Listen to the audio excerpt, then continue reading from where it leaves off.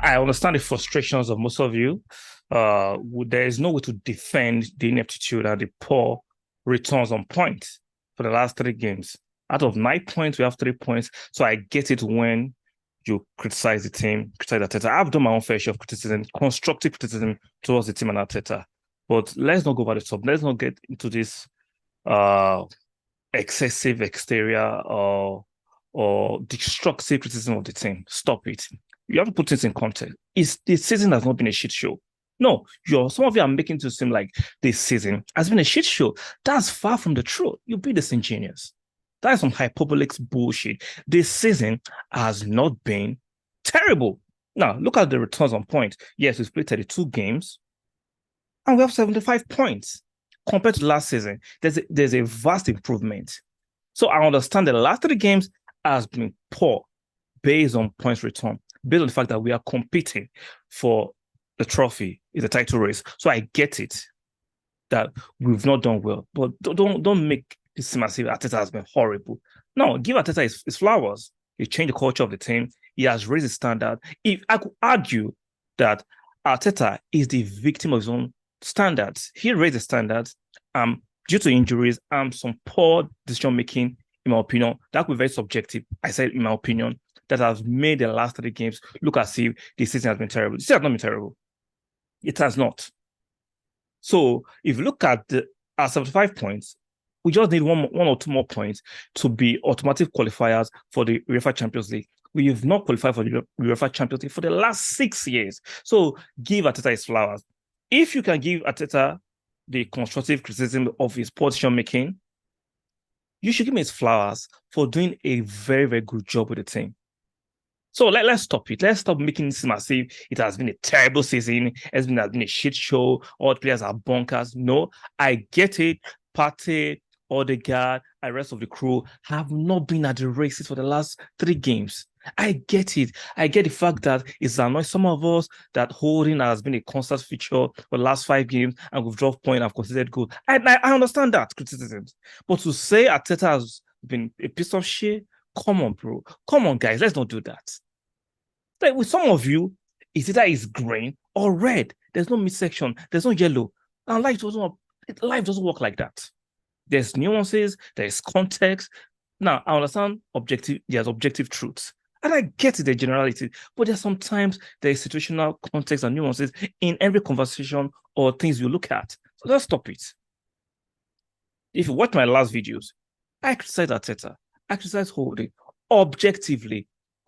See, the key word is constructively and objectively, not this destructive criticism some of you are piling on the team and Arteta. Really? Really? The season has been a shit show?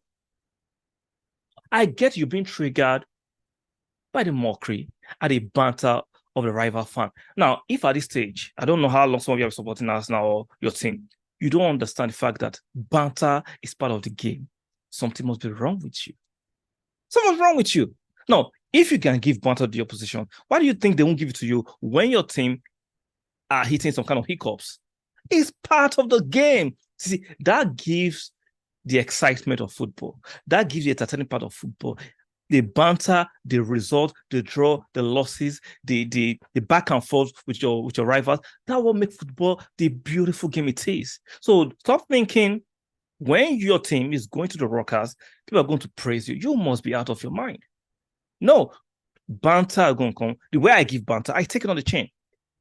The way I take the positive comments, my comment section on YouTube, I take the negative comments. Now, some people can go over the board and become abusive and begin to become insane and what be the right choice of words. So I gotta watch the words I use. Some people are just idiots.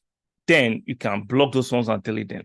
But when people come with some light-weighted banter or trigger phrases, I take it on the chin. If I can't take the phrases, I can take the banter.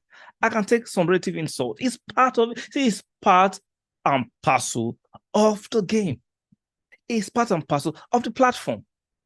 So, Arsenal fans, you do not need to go into some sort of depression or get into some sort of anger issues because of the banter of the opposition fans. It's part of the game. Now, I get it. We're going to get a lot if we don't win English Premiership. Take it on the stride. It happens. And if we win, we'll celebrate. Let's not forget, there's still a glimmer of hope that we could still win it. It's not, like I said, it's a glimmer. But if you look at it logically, the momentum is with Man City. We've played 2 more games ahead of them, and we led with 5 points. So the momentum is with Man City. They have the experience. They have the manager who has won it. They've won the T-shirts. So, but that does not guarantee them winning it. There's no guarantee. This is football. There are no guarantees, right? So let's see how it goes. I'm not too looking forward to the game on Wednesday with so much excitement because I think Arteta is stubborn and he might still play holding. I will love him not to play holding. Let's bring Ben White to center half and bring in Real Waters or for me, Nelson as a right back. Let's see what Arteta have up his sleeves. But if he wants to be stubborn and continues to stand by playing, holding, even though we know it's not good enough for the kind of football, the high line we play. I'm sure some of you watched a while ago, I think a few hours ago, Newcastle against Spurs. 5 goals in 25 minutes. That could be our fate on Wednesday if Arteta and the team do not buckle up. Like, share, subscribe. I'll see you guys on the next one.